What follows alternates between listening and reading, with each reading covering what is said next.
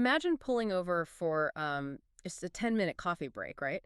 And by the time you toss your cup, your car has recovered enough range to drive another 300 miles. Yeah, that familiar panic of being stranded with a dead battery is just, well, it's effectively dead in 2026. It really is.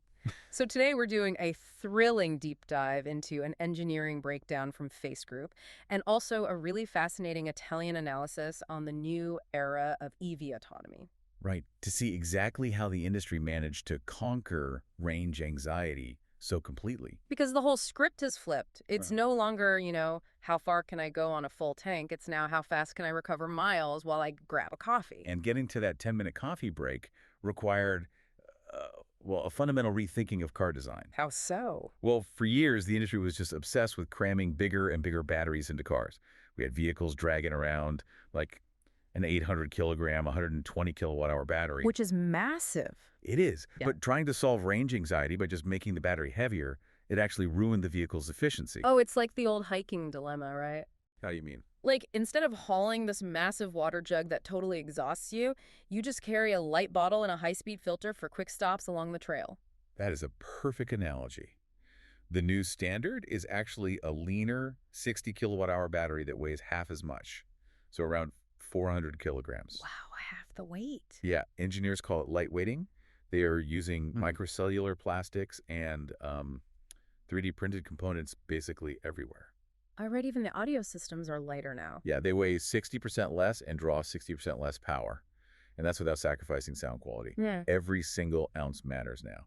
Okay, I get the hiking analogy, lighter is better, obviously. But practically speaking, if I cut my battery capacity in half, aren't I just trading range anxiety for, the annoyance of having to pull over every 2 hours? Well, I mean, you are stopping more often, but a stop is now just a blip. Okay. That is because of a massive shift in the vehicle's electrical architecture.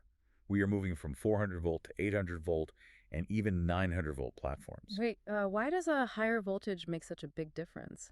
Think of electricity like water flowing through a pipe. Right. If you double the voltage, you can push the exact same amount of power through using half the current. And lower current means less heat?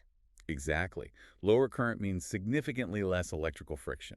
So the cables can be thinner and lighter, and the battery doesn't overheat while charging.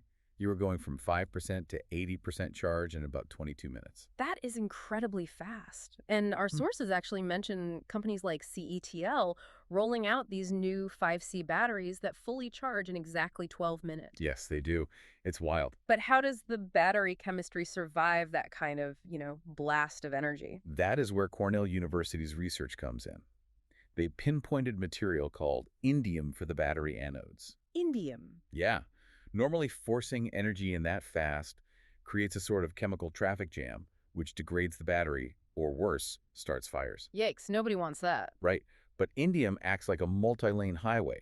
It allows for incredibly rapid ion diffusion. Oh, so the energy floods in quickly, but the reactions stay completely stable. Exactly. So for anyone listening who is shopping for an EV right now, a really actionable tip here is to prioritize an 800-volt architecture over sheer battery size. Right. Absolutely, 100%. But here is a thought.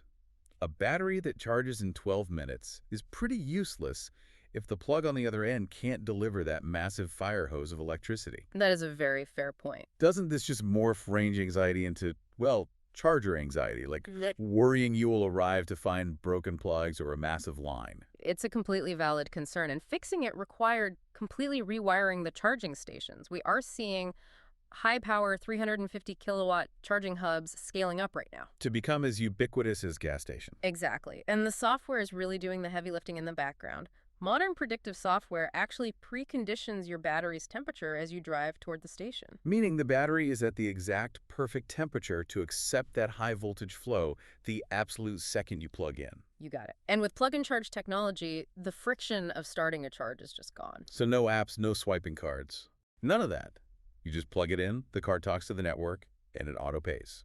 It sounds like we have really reached the end of hyperplanning. We really have. You just get in, set a destination, and the car calculates these seamless technical stops based on real-time traffic and charging speeds. The true luxury of 2026 isn't a massive battery. It's the freedom of movement. And the freedom to use that energy in new ways, right? Like vehicle-to-grid or V2G technology. Oh, definitely. Because your car handles rapid energy transfer so well now, it doesn't just consume power. It can push power back to your house during an outage or even sell it back to the grid during peak hours, Exactly. It turns the car from a depreciating sunk cost into an active economic asset. which is thrilling, honestly. Well, we want to sincerely thank you, our listeners, for giving us your time and attention today. Yes, we truly appreciate it and never take it for granted.